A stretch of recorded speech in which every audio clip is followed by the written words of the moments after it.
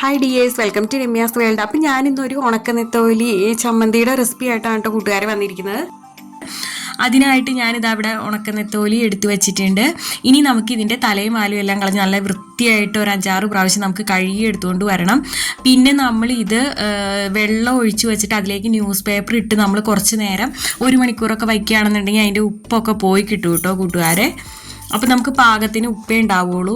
അപ്പം ഇനി ഇതിലേക്ക് ഞാനിതാ സ്വല്പം മഞ്ഞൾപ്പൊടി, പിന്നെ കാശ്മീരി മുളക് പൊടി, പിന്നെ ഒരു നുള്ള് കുരുമുളക് പൊടിയും കൂടെ ചേർത്ത് കൊടുക്കുന്നുണ്ട്.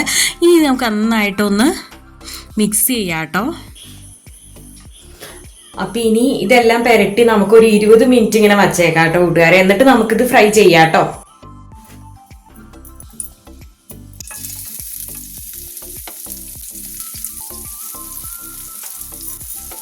അപ്പം ഇനി ഇതാ ഞാൻ പാൻ അടുപ്പത്ത് വെച്ചിട്ടുണ്ട്. അതിലേക്ക് സ്വല്പം വെളിച്ചെണ്ണ ഒഴിച്ച് കൊടുത്തു.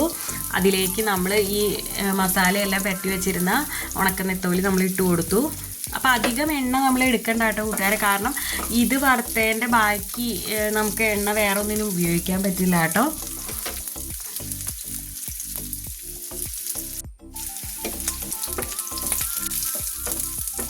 അപ്പോൾ ഒരു മീഡിയം ഫ്ലെയിമിൽ ഇട്ടിട്ട് നമുക്ക് കുക്ക് ചെയ്താൽ മതി.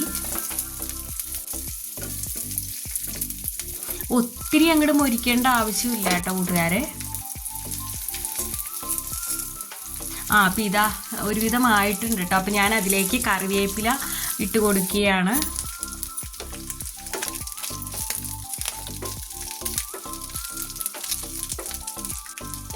അപ്പം ഇനി ഇത് നമുക്ക് മിക്സിയുടെ ജാറിലേക്ക് ഇട്ട് കൊടുക്കാം.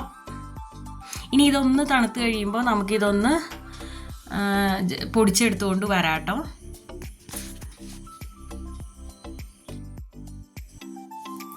അപ്പം ഇനി ഇത് നമുക്കൊന്ന് ക്രഷ് ചെയ്തെടുത്തോണ്ട് വരാം കേട്ടോ. അപ്പം ഇനി ഇതിലേക്ക് തേങ്ങ ഞാൻ ചിരവി എടുത്തുകൊണ്ട് വന്നിട്ടുണ്ട്. ഇനി ഇതിലേക്ക് ഇതാ 3 വറ്റൽമുളക് ചേർത്ത് കൊടുക്കുന്നുണ്ട്. പിന്നെ 3 ചെറിയ ഉള്ളി ഞാൻ എടുത്തിട്ടുണ്ട് കേട്ടോ കൂട്ടുകാരെ. പിന്നെ ഇതാ കറിവേപ്പില ഇട്ട് കൊടുക്കുന്നുണ്ട്. പിന്നെ ഇതാ വാളംപുളി എടുത്തിട്ടുണ്ട് കേട്ടോ. ഒരു നെല്ലിക്കയുടെ അത്രയില്ല, ഏകദേശം അത്രയും എടുത്തിട്ടുണ്ട് വാളംപുളി. പിന്നെ ഇതാ ഞാൻ ജീരകം സ്വല്പം ചേർത്ത് കൊടുക്കുന്നുണ്ട് കേട്ടോ. ഒരു സ്വല്പമാണ്, അതും കൂടെ നമ്മൾ ഇതിലേക്ക് ചേർത്ത് കൊടുത്തു. ഇനി ഇതിലേക്ക് നമുക്ക് സ്വല്പം മഞ്ഞൾപ്പൊടിയും ഒരു 1/2 ടീസ്പൂൺ കാശ്മീരി മുളക് പൊടിയും കൂടെ ഞാൻ ചേർത്ത് കൊടുക്കുന്നുണ്ട്. അപ്പോൾ ഇതാ ഞാൻ ഇവിടെ അരച്ചെടുത്തുകൊണ്ട് വന്നിട്ടുണ്ട് കേട്ടോ കൂട്ടുകാരെ. അപ്പം നമ്മുടെ ഉണക്കമീൻ ചമ്മന്തി ഇവിടെ റെഡി. കണ്ടോ, സൂപ്പർ ടേസ്റ്റാണ് കേട്ടോ.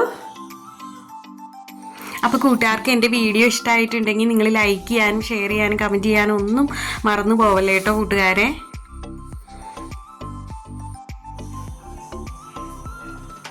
അപ്പോൾ എല്ലാ കൂട്ടുകാരും ഇങ്ങനെ ചമ്മന്തി ഉണ്ടാക്കി നോക്കണം കേട്ടോ. അടിപൊളി ടേസ്റ്റാണ്. അപ്പം ഇനി വീണ്ടും അടുത്തൊരു വീഡിയോ ആയിട്ട് വരുന്നത് വരെ okay, Tata, bye bye, thanks for watching.